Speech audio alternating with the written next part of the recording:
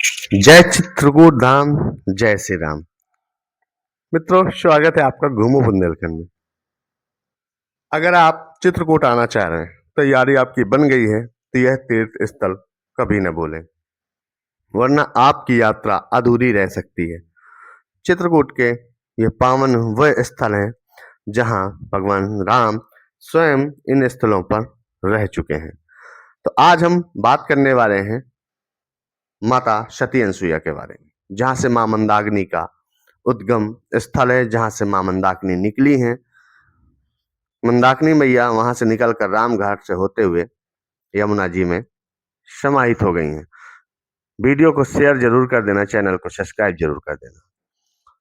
सती अनसुईया दंडक वन के उत्तर भंडार नामक पर्वत, जिसे अनसुईया वन भी कहते हैं, यहाँ तीनों गुणों में रहित परम तपस्वी अत्रि ऋषि ने अपनी पत्नी परम साध्वी सती अनसुईया के साथ तप किया। एक बार पुत्र प्राप्ति की इच्छा से तप किया, जिससे त्रिदेव प्रकट हुए। ब्रह्मा के अंश से चंद्रमा, शिव के अंश से दुर्वासा और भगवान विष्णु के अंश से दत्तात्रेय जी पुरुष रूप में उत्पन्न हुए। इसी भूमि में एक बार मां अनसुईया के सतीत्व की परीक्षा लेने आए। त्रिदेवों को बच्चा बनना पड़ा। जब वह परीक्षा लेने आए तो उन्होंने कहा कि हे साध्वी, हम आपके यहाँ भोजन करना चाहते हैं, लेकिन आपको हमारी एक शर्त माननी पड़ेगी। माता ने कहा कि यह तो बड़ी बात है कि कोई ऋषि मुनि अगर आए हैं तो कुटिया में भूखा तो नहीं जाने देंगे। उन्होंने कहा बोलिए। उन्होंने कहा निर्वस्त्र आपको भोजन बनाना पड़ेगा। माता सती अनसुईया समझ गई कि यह तो कोई ईश्वर ही है जो परीक्षा लेने आया। उन्होंने अपने सतीत्व से, अपने आज तक के तपस्या से उन्होंने देखा तो वह स्वयं त्रिलोकीनाथ थे, ब्रह्मा विष्णु महेश। वह समझ गई कि यह तीनों देव मेरी परीक्षा लेने आए हैं। उन्होंने उनको अपने तपस्या से बालक स्वरूप बना दिया और उनकी इच्छा पूर्ण कर दी। मंदाकिनी वहीं से उत्पन्न हुई है, जो चित्रकूट में मंदाकिनी नदी है, वो वहीं से उत्पन्न हुई है। मंदाकिनी यहाँ से उत्पन्न होकर 90 किलोमीटर की दूरी चलकर तुलसी तीर्थ राजापुर में, जहां पर रामायण लिखी गई, महर्षि वाल्मीकि जी वाली नहीं, रामचरितमानस वाली रामायण वहीं लिखी गई, तुलसीदास जी ने लिखा, वह राजापुर में यमुना जी में समा जाती हैं। यही वह स्थल है जहां से समुद्र मंथन हेतु मंदराचल पर्वत का भाग काटकर मथानी बनाई गई।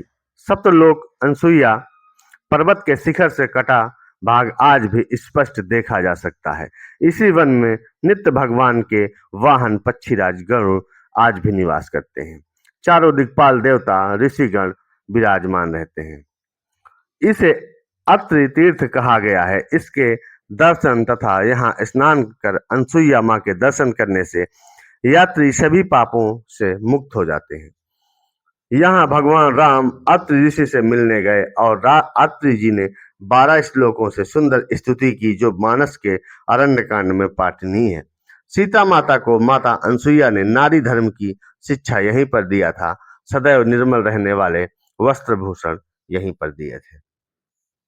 यहीं से दंडक वन दिव्य, जैसे एक श्लोक है, दिव्य वसन भूषण पहिराए जो नित नूतन अमल सुहाए।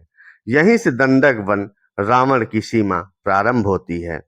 खर दूषण यहाँ के राजा थे जो ऋषि मुनियों को खा जाते थे। खर का सेनापति विराध राक्षस यहीं पर निवास करता था। यह स्वर्ण रंग के नागों की भूमि कहा जाता है। नरनी बांधा जो पास में ही पड़ता है, कलिंजर क्षेत्र में आता है, जो वहां पर आज भी रंग बिरंगे नाग देवता विराजमान है। संपूर्ण दुनिया में रजत स्वर्ण नागों की भूमि के नाम से यह जाना जाता है। अगले भाग में राघव प्रयाग के बारे में हम आपसे चर्चा करेंगे। राघव प्रयाग में तर्पण का फल क्या होता है, उस विषय पर चर्चा करेंगे। इसके पहले इस वीडियो को ज्यादा से ज्यादा शेयर कर देना ताकि सभी को लाभ प्राप्त हो। जय चित्रकूट धाम, जय बुंदेलखंड, जय श्री राम, जय माता सती अनसुईया।